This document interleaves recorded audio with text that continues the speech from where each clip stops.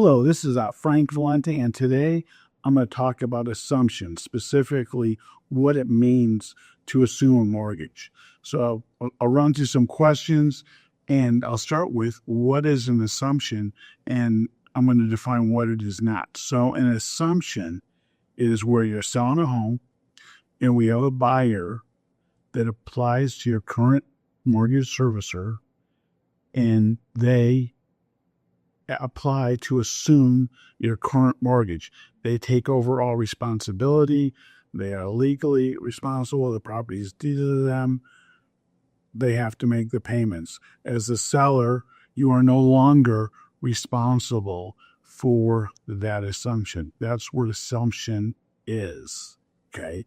What's an assumption not? So what is not an assumption? So in the investing world, we'll have people still use the same phrase. They'll say, hey, I want to assume a mortgage, or I'll assume your mortgage, I'll assume your payment.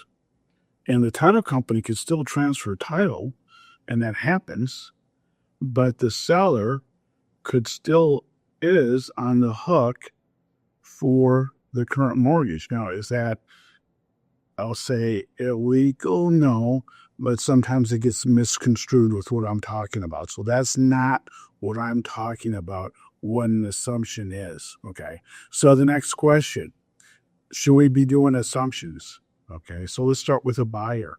In this market, should we be doing assumptions? Absolutely yes. Right now, when you have current mortgages of 6.75 and you have lots of homes out there where they're sitting on a FHA or a VA mortgage, and you could assume a 5%, a 4%, a 3%, even under a 3%, absolutely, you should assume it, right? If you're a seller, should we allow someone to assume my mortgage? And again, if you're selling a home in today's market, and you're sitting on a lower interest rate mortgage, absolutely, you should offer it up as an option. Even if it doesn't happen, it's going to make the phone ring. It's going to attract more buyers to your house. It's going to open up the pool of buyers that are available to buy your home. So if you're selling a home, absolutely, think about doing an assumption. And as real estate agents, we should be thinking about this too. So how do we do this? Okay, so if you're a buyer, how do you do an assumption? Well, here's a little bit of the rub is you may have been working with a lender, but if you're going to assume a mortgage, you have to apply with the seller's current mortgage loan servicing company, the mortgage servicer.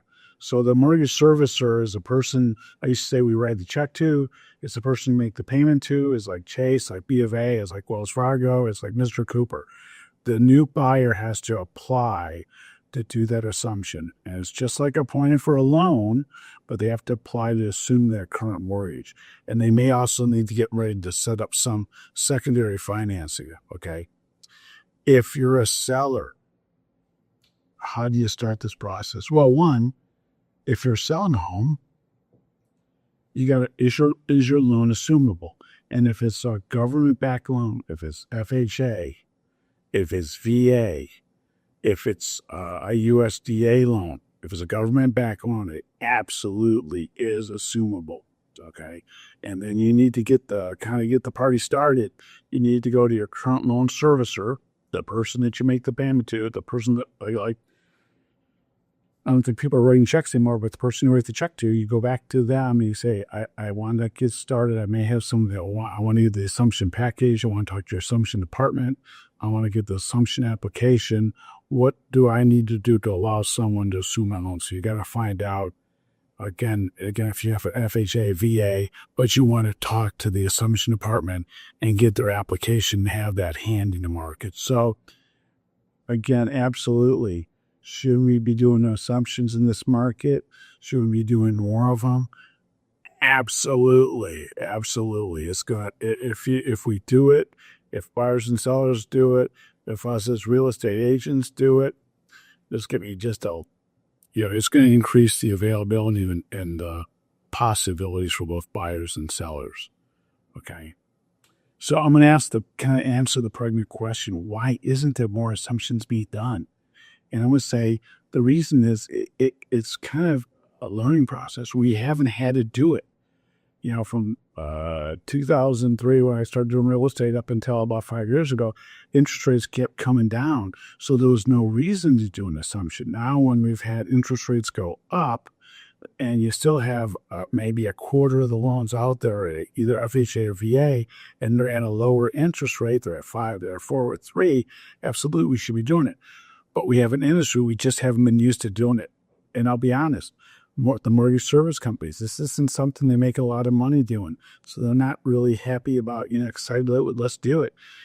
Loan officers, this isn't something they're going to make a lot of money. I'm being honest, this is something they're not going to make a lot of money doing. So, because they're, they may have been working for Chase. Now all of a sudden they have a client that's going to be going to a completely different company. So that's going on. And then also us as real estate agents and brokers, we need to get educated and make sure people understand this. And I think there is some false assumptions, like I said, because I'm talking about a formal assumption where someone is taken off completely the liability, the credit. It's no longer their amount.